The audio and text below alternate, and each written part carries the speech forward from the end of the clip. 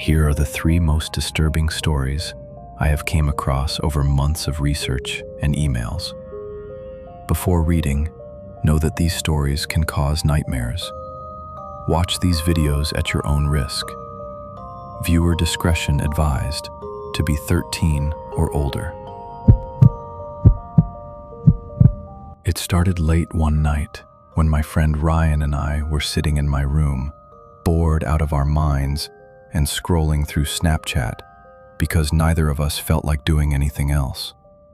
We were adding random people, sending pointless snaps, and laughing at how easily strangers would respond, treating it like a game without thinking about the fact that these were real people with real lives. At some point, Ryan zoomed out on SnapMap and pointed out how many people nearby had their locations turned on. And that's when curiosity slowly started turning into something darker. One Bitmoji immediately stood out because it hadn't moved in hours, sitting perfectly still just a few feet away from my own house. At first, we thought the map was glitching, but the more we zoomed in, the more uncomfortable we became as we realized the location wasn't random or nearby, but directly next door. That's when the uneasy feeling set in, because I already knew exactly who lived there. The neighbor had always been strange in a way that was easy to ignore until you stopped ignoring it, because he never spoke to anyone, never waved, and always seemed to be watching instead of living. He spent long stretches of time standing on his porch late at night, staring down the street without doing anything, and I had caught him looking toward my house more times than I could count. I had grown up convincing myself that he was just awkward and lonely, because admitting anything worse felt unnecessary. Ryan suggested snapping the account to see if they would respond, and even though I hesitated, I sent a casual message asking what they were up to. The response came almost instantly, saying they were just relaxing at home, and at that exact moment, the porch light next door flicked on, casting a long shadow across the driveway. My stomach dropped as I watched the neighbor step outside holding a phone, his face lit from below by the screen. The SnapMap refreshed, and the Bitmoji moved from the center of the house to the front porch, matching his position perfectly. I felt frozen in place as the realization settled in that we weren't watching some random stranger, but someone who had been living next to me the entire time. Ryan whispered that it was probably a coincidence, but his voice didn't sound convincing even to himself. Before I could close the app, another message came through, saying that it was rude to watch people without saying hello. As I read it, the neighbor slowly turned his head toward my bedroom window, even though the lights were still on and the curtains were partially closed. I ducked instinctively, my heart racing as I realized there was no way he should have known exactly where to look. A few seconds later, my phone buzzed again with another message explaining that SnapMap worked both ways, and that some people didn't realize how much they shared. That's when I noticed that the Bitmoji on the map was no longer next door, but moving closer, inching across the property line toward my house. Ryan told me to turn my lights off and stay quiet, and for the first time, the room felt too small to breathe in. From the silence outside, I heard footsteps on the gravel between our houses, slow and deliberate, as if whoever was walking knew exactly where they were going. My phone vibrated one last time with a message telling me not to worry, because he had been watching my house long before I ever downloaded Snapchat. I deleted the app with shaking hands and didn't move until the footsteps faded back toward the fence. The next morning, the neighbor's house looked completely normal, with no sign that anything had happened. But I noticed his curtains were open for the first time. He moved out 2 weeks later without warning, leaving the house empty and silent. But the feeling never left with him. I still keep my curtains closed at night, because some people don't need an app to know where you are.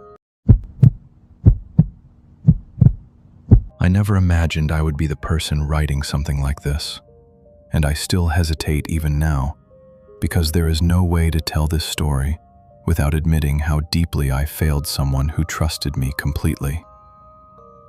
Years ago, I hit a financial wall after a series of bad decisions and circumstances that left me with nowhere else to go. And my younger sister and her husband were the ones who opened their home to me without hesitation. They didn't ask questions, didn't make me feel small, and treated me like family should, which only makes what followed harder to live with. Living with them was supposed to be temporary, just until I got back on my feet, and at first, everything felt normal enough.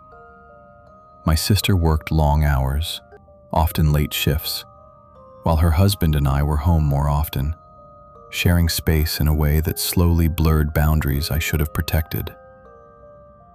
One night, after drinking too much and letting emotions and familiarity override common sense, he crossed a line with me, and instead of stopping it, I let it happen, telling myself it was a mistake that would never repeat. It didn't stay a mistake. We kept having sex.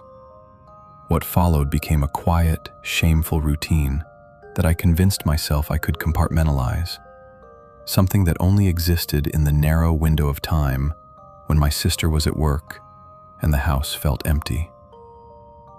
Every week I told myself it would be the last time, and every week I chose the same selfish silence instead of doing the right thing.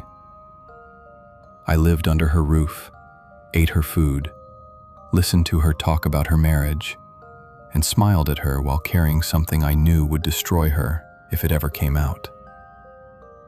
When she found out, it wasn't through a dramatic confrontation or a confession from either of us, but through small pieces coming together in a way that made the truth unavoidable. She confronted me privately, and the pain in her voice was worse than anything she could have said in anger, because it was clear she was trying to understand how someone she loved could betray her so completely. I apologized, but apologies feel meaningless when they come after damage that can't be undone. After that, she changed in ways that were easy to miss if you weren't looking closely. She withdrew, stopped reaching out, stopped talking about the future, and carried herself like someone trying to survive something alone. I told myself she needed space, that time would help, and that involving myself further would only make things worse, which is something I regret more than I can explain. Then she took her own life. I know that no single event defines why someone makes that kind of choice, and I understand that grief and mental health are complex. But knowing that my actions were part of the pain she carried is something I will never escape. I live with the reality that I was given help when I needed it most and repaid it with betrayal, and that my silence afterward may have mattered more than I wanted to admit. I don't tell this story because I think I deserve forgiveness, and I don't expect anyone to sympathize with me, because I wouldn't if I were reading this either. I'm writing because pretending this didn't happen hasn't brought peace, and because carrying the truth alone has started to feel like its own kind of punishment. Some mistakes don't just ruin relationships, they rewrite lives, and this is one I will never be able to undo. It was nearing the end of a long night shift when dispatch sent me a call about a vehicle stopped on the shoulder of a remote highway, reported by multiple passing drivers as sitting there too long with its hazard lights blinking, but no one visible inside or around it. I told myself it was probably a breakdown or someone who ran out of gas and wandered off for help. But the location bothered me because that stretch of road cut through miles of open land where cell service dropped and help was never close. As I drove toward the location, the highway emptied out completely, and the darkness felt thicker the farther I went, swallowing my headlights after just a few feet. When I finally pulled up behind the vehicle, my lights illuminated a filthy SUV coated in dried mud and dust, its hazards blinking unevenly like they were struggling to stay alive. I stepped out of my cruiser and was immediately struck by how quiet everything was. No insects, no wind, no distant traffic, just the faint ticking of the SUV's engine cooling, as if it had been driven hard and stopped suddenly. I approached the driver's side and noticed the door was unlocked and slightly ajar, which made my stomach tighten, because no one leaves their car like that out here without a reason.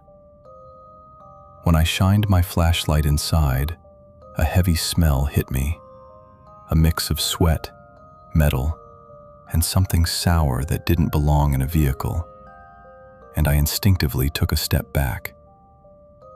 I announced myself loudly, my voice sounding too small in the open darkness, and swept the beam across the interior, where I saw dark stains smeared across the seats and floorboards. They weren't random splatters, but long streaks, like something heavy had been dragged from the back toward the front, and my heart started racing as the implications sank in. I moved toward the rear of the SUV and noticed deep scratches gouged into the paint near the trunk. Long, uneven lines that looked frantic and desperate rather than accidental. Training told me to stop and call for backup immediately, but adrenaline and a sense of dread pushed me forward as I reached for the trunk release with a shaking hand. The moment the trunk popped open, the smell became overwhelming, thick and unmistakable, and my flashlight beam dropped onto blood-soaked clothing piled haphazardly inside. Beneath the clothing, I could see the outline of something far worse, something that made my mind refuse to fully process what my eyes were telling me. I staggered back, suddenly aware of how exposed I was, standing alone on the side of an empty highway, with no idea where the driver or anyone else might be. I keyed my radio and called for backup, my voice tight and clipped as I tried to sound composed, while every instinct screamed that I wasn't alone out there. As I backed toward my cruiser, I heard movement in the tall grass beyond the shoulder, slow and deliberate, like footsteps that weren't trying to stay hidden. I drew my weapon and shouted commands into the darkness, my voice echoing uselessly across the open land. But nothing answered except the soft rustle of grass. Every second stretched unbearably as I waited, scanning the fields and replaying every decision I'd made since stepping out of my car. When backup finally arrived, relief hit me so hard my legs felt weak, and together we searched the surrounding area, but found nothing beyond disturbed earth that vanished into the darkness.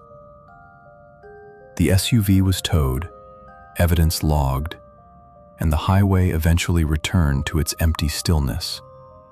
But the case never fully came together. Even now, when I drive that stretch of road late at night, I think about how easily someone could disappear out there, and how close I came to being completely alone with something that never wanted to be found.